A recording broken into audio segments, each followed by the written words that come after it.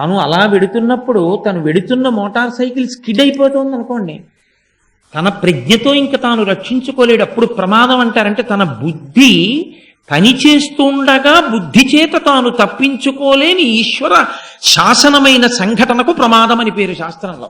కాబట్టి నిద్రలో జరిగిన దాన్ని ప్రమాదం అనరు వ్యక్తిరీత్యా. అది వాడి ఆయుద్ధాయం అయిపోయిన వాడి మీద ఏదో పడిపోయిందని అంతే. కాబట్టి ప్రమాదము నుండి తప్పించాలి అంటే ఒక్క విష్ణు అనుగ్రహమే పనిచేస్తుంది. కాబట్టి ఇప్పుడు నిద్ర లేచినదాదిగా శౌచముతో ఉంటారని ఏమిటి నమ్మకం? ఎప్పుడూ శౌచంతో ఉంటామని నమ్మకం ఏమైనా ఉందా? ఉండదు.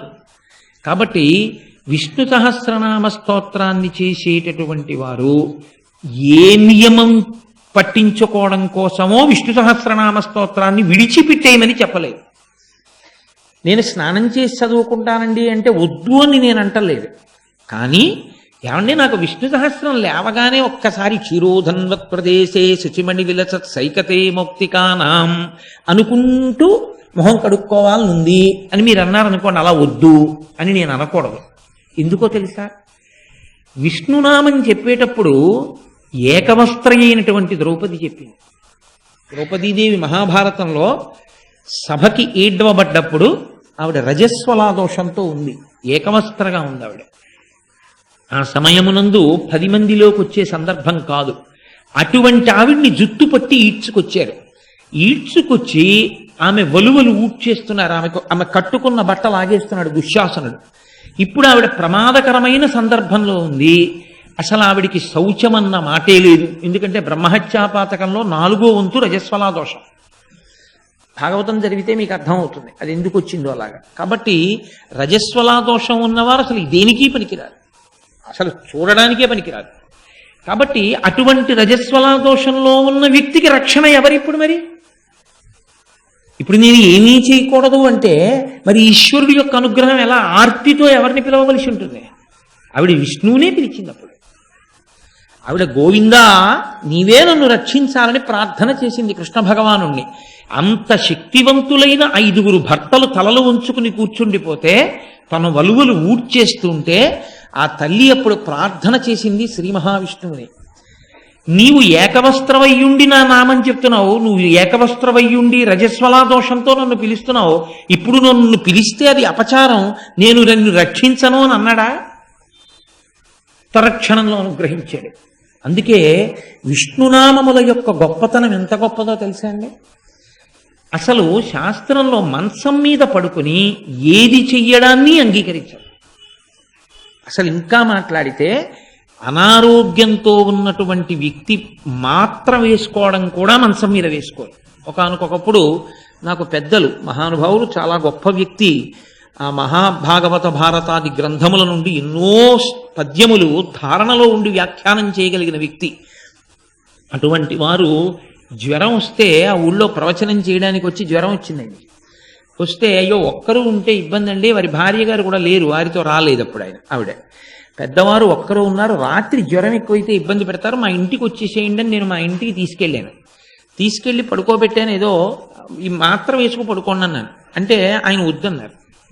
ఉండండి ఒక్కసారి కోటేశ్వరరావు అని నేను తెల్లబోయాను. శాస్త్రాన్ని పాటించడం అంటే అది గొప్పతనం, ఆచారం అంటే. ఆయన బ్రాహ్మణ పృష్ఠం నేలని తాకకూడదండి, ఏదైనా ఒక చిన్న బట్ట అక్కడ పడేయండి అని చెప్పి ఆ బట్ట మీద కూర్చుని అప్పుడు మాత్ర నోట్లో వేసుకుని మంచినీళ్ళు పోసుకున్నారు. మంచం మీద కూర్చుని మాత్ర వేసుకోవడానికి కూడా ఆయన ఒప్పుకోలేదు. మంచం మీద అసలు ఏ కొత్త బట్టలు కానీ ఏవీ తీసుకెళ్లి మంచం మీద పెట్టరు. దూష్యము. అసలు నేను ఇంకా నిక్కచ్చిగా మాట్లాడవలసి వస్తే మంచం మీద శరీర త్యాగం చేయడాన్ని శాస్త్రం అంగీకరించాలి. మంచం మీద చచ్చిపోవడానికి కూడా ఒప్పుకోలేదు. అందుకే వాడి ప్రాణం పోతోందంటే దింపేస్తారు మంచం నుంచి. అటువంటి మంచం మీద పడుకుని ఉండగా దుస్వప్నం వచ్చింది అనుకోండి, ఒక పీడకలు వచ్చింది, ఉద్విగ్నులైపోయారు, మీరు ఏదో భయం వేసింది. అయ్య బాబోయ్ అని మీరు నిజంగా ఏదో జీవితంలో ఒక దురదృష్టకరమైన సంఘటన అనుభవించినంతటి బెంగకి లోనైపోయారు. ఇప్పుడు అటువంటి దుస్వప్నం వచ్చిన దోషం పోవాలి అంటే ప్రాయశ్చిత్త కర్మ అని ఉంటుంది, మరునాడు చెయ్యాలి. అది చేస్తే పోతుంది, ఆ దుస్వప్నం వచ్చిన దోషం విరిగిపోతుంది. అథవా నిద్రలేస్తూ గజేంద్ర మోక్షాన్ని అంతటినీ ఒకసారి గుర్తు చేసుకోవాలి. నరనాథ నీకును నా చేత వివరింపబడిన గజరాజమోక్షణ కథ విను వారికి యశములిచ్చును దురితాపహంబు దుస్వప్ననాశంబు దుఃఖ సంహారంబు అంటాడు కృష్ణ భగవానుడు. ఎవరు గజేంద్రమోక్షణాన్నంతటినీ కూడా ఒక్కసారి భావన చేస్తారో వాళ్ళకి దుస్వప్న ఫలితాలు పోతాయి.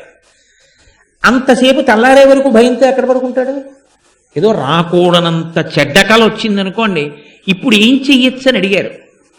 అబ్బాయి, మంచం మించి కూడా నిద్ర లేవకుండా అలాగే పడుకుని గోవిందా గోవిందా గోవిందా అని 3 మాటలు అనుకో, నీకొచ్చిన కల యొక్క ఫలితం పోతుంది. తుస్వప్నే స్మర గోవిందం సంకటే మధుసూదనం కాననే నారసింహంచ పావకే జలసాయినం జలమధ్యే వరాహంచ పర్వతే రఘునందనం. అందుకే అన్ని విష్ణునామాలు చెప్తారు.